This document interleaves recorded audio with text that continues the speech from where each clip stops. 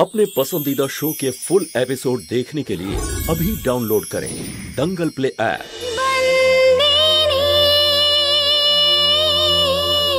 বল কি বলতে চাস তুই? মালিক, আগে আপনি কথা দিন যে আপনি খারাপ ভাববেন না। মনে যা যা চলছে তুই একদম সোজা সুজি একদম স্পষ্ট ভাবে আমাকে বল।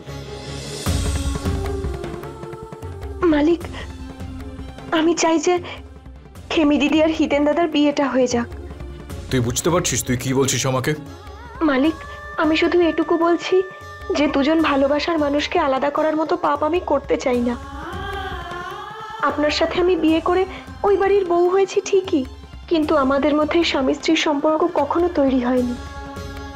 আমাদের মধ্যে শুধুমাত্র মালিক আর একজন কাজের লোকের নাতনির সম্পর্ক ছিল। কিন্তু কিছু সম্পর্ক ও বাড়িতে তৈরি হয়েছে, আর তার মধ্যে একটা সম্পর্ক হলো মায়ের। আমি বিভা, সূর্য আর কাদ্দুর মা হয়েছি, কিন্তু হিতেন দাদার মা হওয়ার সুযোগ আমি কখনো পাইনি। কিন্তু আজ সেই কর্তব্য পালন করার সুযোগ পেয়েছি আমি। হিতেন দাদা কখনো আমাকে তার মা ভাবেননি, কিন্তু আমি ওনাকে আমার ছেলে মনে করি। মালিক, আপনিই বলুন, সেই বাড়িতে একজন মা কি করে ভালো থাকতে পারে যেখানে তার ছেলে ভালো নেই? আপনার সাথে আমি যদি সেখানে চলেও যাই, আমি ভালো থাকতে পারবো না। ব্যাস, আপনার কাছে আমার শুধু একটাই মিনতি, আমার সাথে আপনি বিবাহ বিচ্ছেদটা করে নিন। রাগ করবেন না মালিক, হিতেন দাদা আর খেমি দিদির বিয়েটা হতে পারে। ওদের দুজনের তো পুষ্টিও মেলে। খেমি দিদি মাঙ্গলিক আর হিতেন দাদার শনি ভারী। ব্যাস একটাই বাধা আছে, আপনার আর আমার সম্পর্ক, যার স্বামী স্ত্রীর মতো হওয়া সত্ত্বেও স্বামী স্ত্রীর মতো নয়। এর জন্য এমন একটা সম্পর্ক না হতে দেওয়া যেখানে কিনা একে অপরকে তারা ভালোবাসে। এটা তো অন্যায় মালিক। মালিক দাঁড়ান, মালিক দাঁড়ান। চলো দিদি ভাই।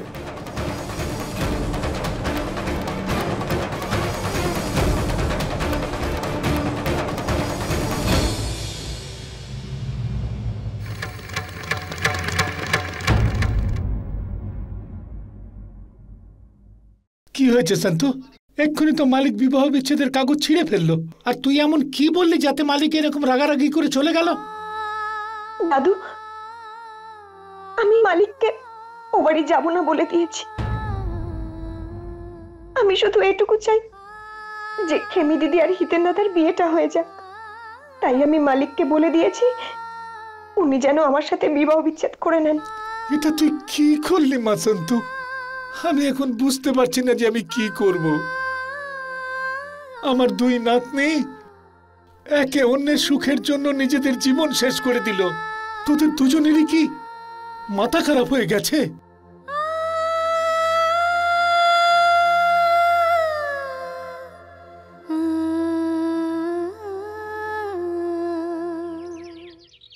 এই যে মেয়ে।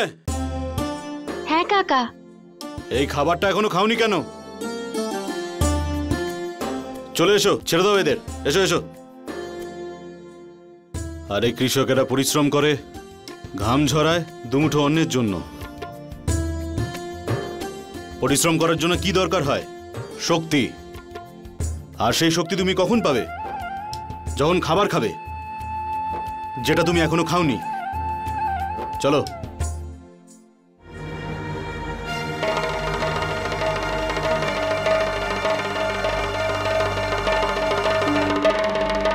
আরে তো খেমি, ধর্মপুরে সবাই ওকে খুঁজছে, আর ওইখানে মাধব কাকাকে খবরটা দিতে হবে দেখছি।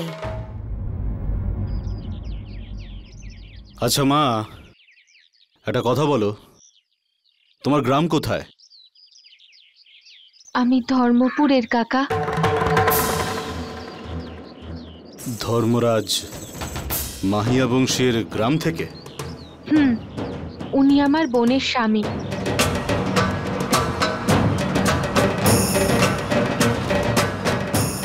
কি বললে তুমি? তুমি সম্পর্কে ধর্মরাজ মাহিয়া বংশের শালী হও? মানে তুমি সন্তুর বোন? হ্যাঁ, কিন্তু আপনি কি করে জানলেন? শগন আমার খুব ভালো বন্ধু ছিল। আগে আপনাকে কখনো দেখিনি আমি। সেটা এই জন্য কারণ আমি জেলে ছিলাম। কি জেলে ছিলেন? একজন বিশ্বাসঘাতক মহিলার জন্য। খুব ভালোবাসতাম আমি ওকে, খুব ভালোবাসতাম। আমরা নিচু জাতের আর ও ছিল উঁচু জাতের। একবার ওকে আমি বাঁচিয়েছিলাম।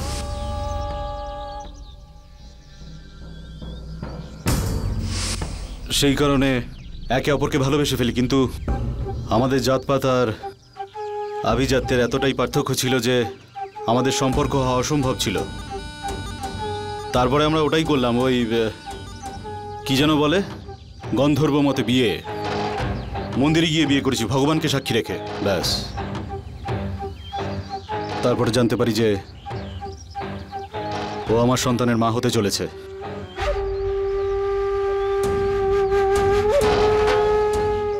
তারপরে কি হলো কাকা? তারপরে একদিন ওর কাছে জাতপাত ভালোবাসার থেকে বড় হয়ে উঠল। একদিন আমাকে ফাঁসিয়ে নিজের বাবার হাতে আমাকে গ্রেপ্তার করিয়ে দেয়।